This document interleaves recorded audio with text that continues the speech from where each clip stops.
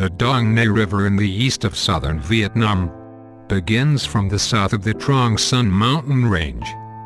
Lam Vien Plateau, 1,936 meters higher than the sea level. It runs through Tan Phu District, Dinh Quan District, Vân Cue District, Bien Hoa City, Long Thanh District and Hon Thanh District, Dong Nay Province, and then joins the flow of the Saigon River to form the Nha Be River. The confluence flows into the Sea via Soay Rap estuary. The total length of the river is estimated at 610 kilometers. The former name of the Dong Nay River was Phuoc Long, as Dong Nay used to be Phuoc Long District, Tran Bien, Gia Dinh. Its left tributary in the west of Dinh Quan District is the Lunga River. The Dong Nay River has many waterfalls like Linh Cang, Gujorja and Pong Hoa. It runs through peaceful villages and islets which are now open to tourists.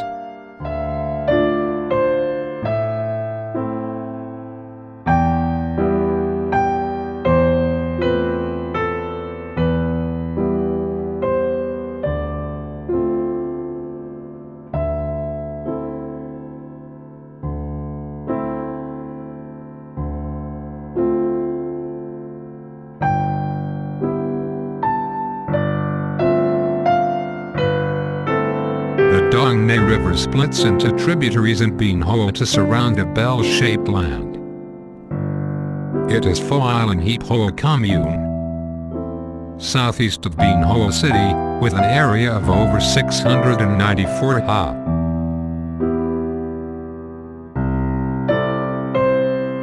Pho Isle is also called Dong Pho, Giang Pho, Siu Chow or Nong Nay Dai Pho.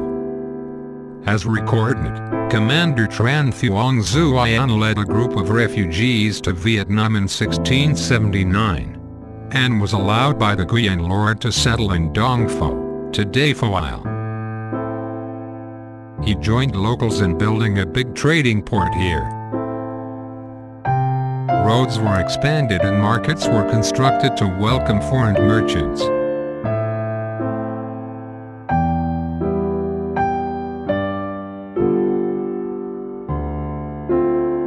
Local people on Pho Isle practiced many crafts like weaving mats, planting mulberries, raising silkworms, making pottery products, casting bronze and so on. However, the battle between Tay Son troops and Nguyen An's army in 1776 destroyed all the structures of Pho Isle.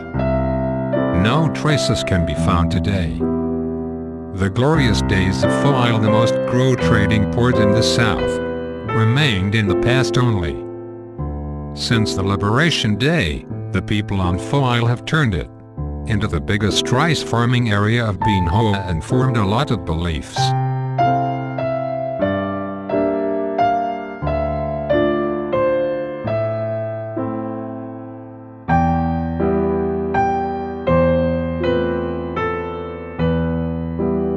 Pho Isle is connected with Bien Hoa City via Giang Bridge and Rach Cat Bridge. When the former was put into operation, the two sides of the Dong Nay River were quite narrow with unspoiled beauty. The steel Gothic-style bridge has become a typical feature of Bien Hoa land and people. Gan Bridge, 223,3 meters long, was built in 1903 as a large-scale structure in the south at the time. The bridge with the railroad line is an important part of the National Road No. 1.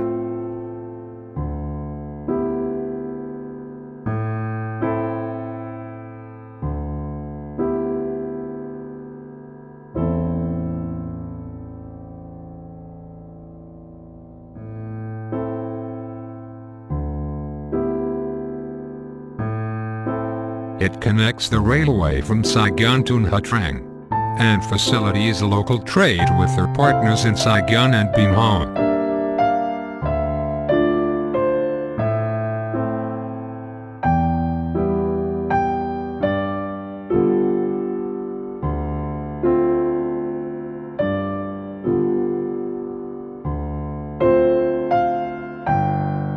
has recorded, Dajiak Pagoda was built in 1412. At first, it was just a small thatched pagoda, but later in 1665, it was expanded to serve people greater worshipping demand. Dajiak Pagoda is one of the three most ancient pagodas in Binh Hoa that won the title of National Historical Monument. According to the document kept in Binh Hoa chapter of the Buddhist Sangha of Vietnam, 3 monks of the Rinzai school of Buddhism come to Dong Nay from the central region to popularize Buddhism in the 17th century. Then Huc monk and some Buddhists got to the areas by the Dong Nay River, Binh Hoa Commune, Binh Hoa City, and built Long Thien Pagoda in 1664. Thon Tri monk followed immigrants to the Bulong Mountain for rock mining. And later, he built Rufang Pagoda in 1679. Than Dang monk and some people sailed to Pho Hip Hoa Commune, Binh Hoa, and built Dajiak in 1665. Dajiak Pagoda covers an area of 3,000 square meters and has 2 brick gates. It was built in the shape of Chinese character sound. The structure faces northwest, overlooking the Dong Nay River. There is a huge Bodhi tree planted by Monk Ding Tong on the 15th day of the 11th lunar month in 1939, and a statue of the Goddess of Mercy in the front yard. The pagoda has a garden at its back and on the left, and a tower garden on the right.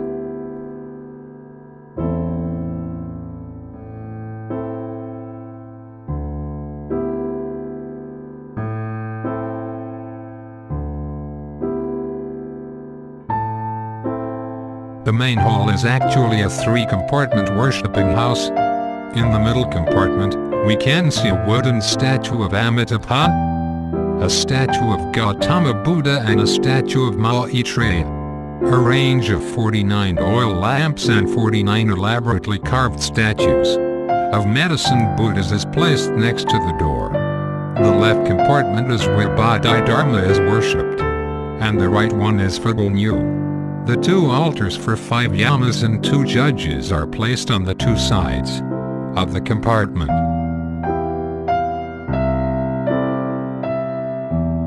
The altar for chief monks who passed away here is behind the main hall. This is where the first chief monks of the pagoda are worshipped, like Than Dang 34th generation, Phat Wylan Huc, Giak Luth Tiat Truong 35th generation, Tuan Mat Hoang 36th generation, and so on. As you can see, Dajiak Pagoda has so many statues of Buddha, horizontal lacquered boards, parallel sentences, reliefs and so on that depict a range of topics. All of them show us the excellent adroitness of sculptors in the past and reveal the traditional fine arts of the east of southern Vietnam.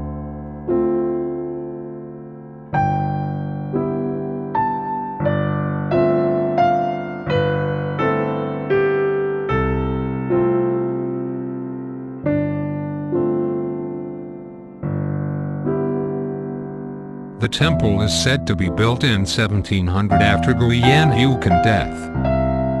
His body was kept here before being buried in Quang Binh, his homeland. Locals still keep 2 lines of verses dedicated to him. Le Than Ha reclaimed the land. His deeds will be remembered for good. The temple was built in the shape of Chinese character Tian, facing Dong Nay River in the southwest. The main hall has exposed aggregate walls, fish-scale tile roof and red tile floor. Its roof is decorated with a pair of dragons made of blue enameled ceramic, and a pair of kylons. The main entrance of the pagoda has 3 doors, 2 of which are engraved with Chinese characters, honoring the deeds of Nguyen Hue Can.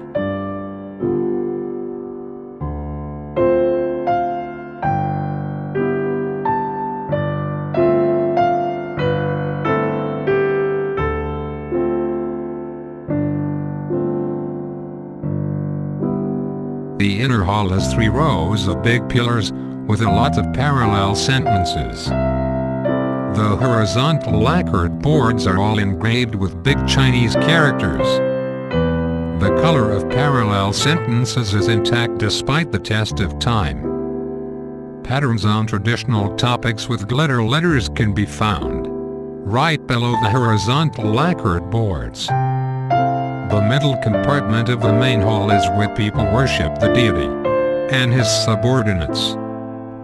The attire kept in the glass cabinet next to the altar is believed to belong to Guiyan Hu Kan. The front altar where people worship all the deities is decorated with reliefs of the 4 holy animals. 2 rows of bamboo, 8 precious items in Buddhism, are placed in the middle compartment. Along the walls are the altars of other deities. Guiyan Hu Kan Temple is one of the historical monuments in Binhong, where the royal certificates for the deification of honored people are kept. Leaving the homeland behind to settle on the isle. Just close your eyes. You will dive in memories. Dong Nay people also built a still house to preserve the 300-year history of their land here. They held rituals on the 16th day of the 5th lunar month and the 1st day of the lunar month to pray for peace and commemorate the deeds of the founder of their homeland.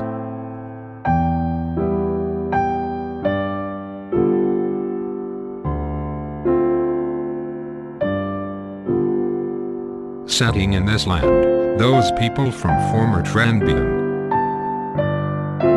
still remember their roots, culture and tradition of working hard with excellent dexterity.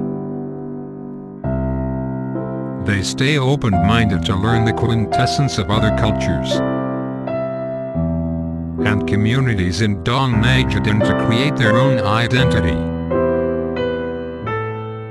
Pottery is part of that identity.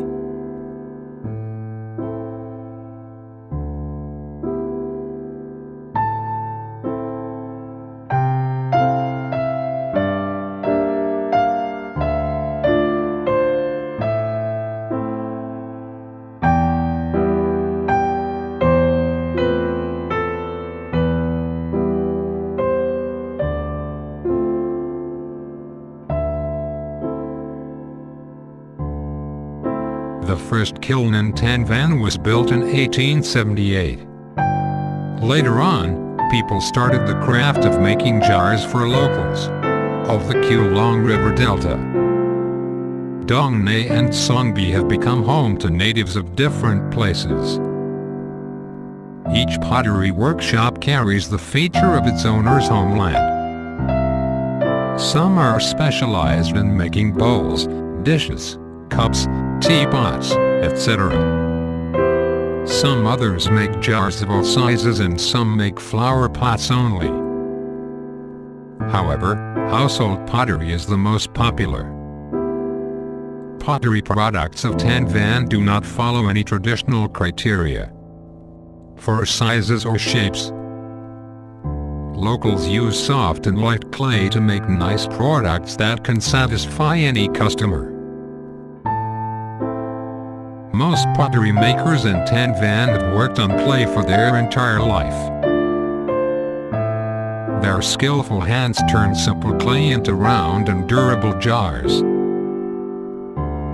Each product is made with the potter's soul and sweat.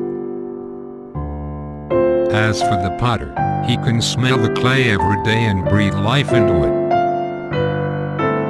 It is hard to explain the closely knit relationship between Tan Van people and pottery. And these jars are the fruits of that relationship.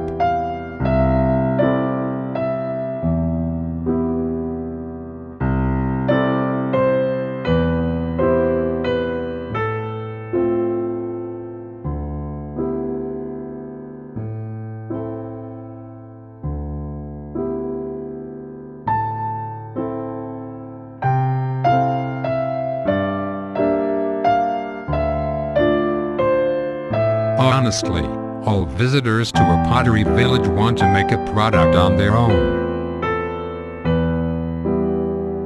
However, it is difficult for an unskilled person to take part in the process.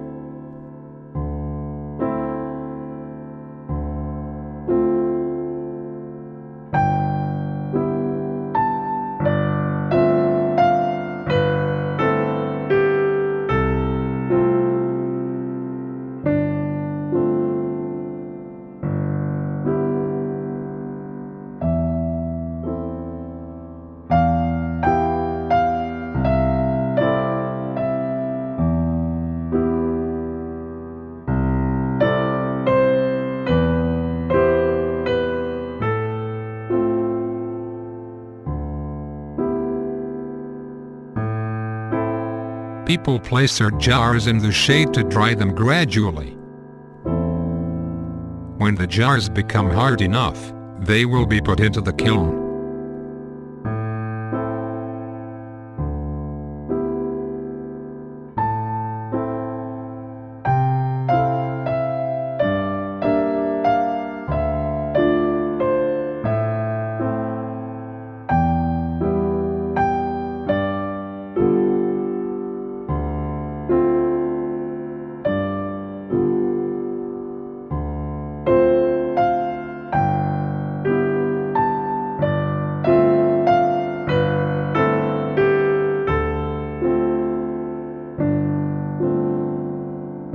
Potters can have a lunch break now. They often wash their hands and legs in the Dongne River before going back home for lunch. The village now becomes quiet by the poetic river of Dongne.